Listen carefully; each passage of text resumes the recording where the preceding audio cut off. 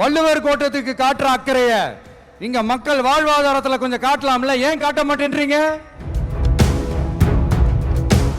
ஈரோட்டில் நடைபெற்ற தமிழக வெற்றிக் கழக மக்கள் சந்திப்பு கூட்டத்தின் போது திமுக அரசை விமர்சித்த தாவேகா தலைவர் விஜய் வள்ளுவர் கோட்டத்தை குறிப்பிட்டு ஒரே வரியில் மட்டும் பேசியிருந்தார். ஆனால் அதன் பின்னால் ஏராளமான அரசியல் ஒளிந்திருப்பதாகவே அரசியல் பார்வையாளர்கள் கருதுகின்றனர்.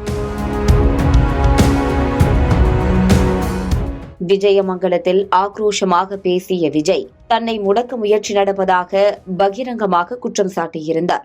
அப்போது வள்ளுவர் கோட்டத்தில் காட்டும் அக்கறையை மக்களின் வாழ்வாதாரத்தில் காட்டாதது ஏன் என்று கேள்வி எழுப்பியிருப்பார்.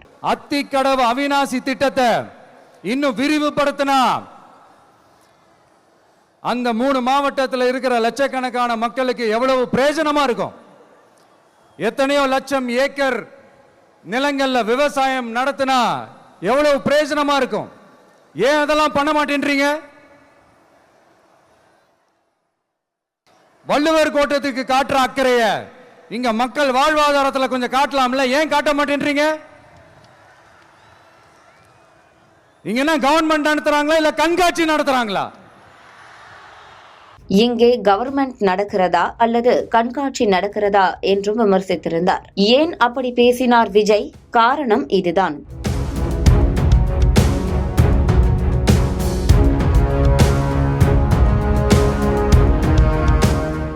பொங்கல் பண்டிகையின் போது விஜய் நடித்த கடைசி படமான ஜனநாயகன் வெளியாக உள்ளது. அதே வேளையில் சுதா குங்கரா இயக்கத்தில் சிவகார்த்திகேயனின் நடிப்பில் உருவாகியிருக்கும் பராசக்தி திரைப்படமும் வெளியாவது 2 படங்களுக்குமான போட்டியாகவே திரையுலகில் பார்க்கப்படுகிறது. இந்த படத்தின் ப்ரமோஷனுக்காக வேர்ல்ட் ஆஃப் பராசக்தி என்ற தலைப்பில் சென்னை வள்ளுவர் கோட்டத்தில் மக்கள் பார்வைக்காக அருங்காட்சியகம் அமைக்கப்பட்டுள்ளது. வரும் 21ஆம் தேதி வரை இந்த கண்காட்சி நடத்தப்பட இருக்கிறது. 1952ஆம் ஆண்டு வெளியான பராசக்தி திரைப்படத்தின் வசனகர்த்தாவான முன்னாள் முதலமைச்சர் கருணாநிதியின் புகைப்படங்களுடன் கண்காட்சி இடம்பெற்றிருக்கிறது.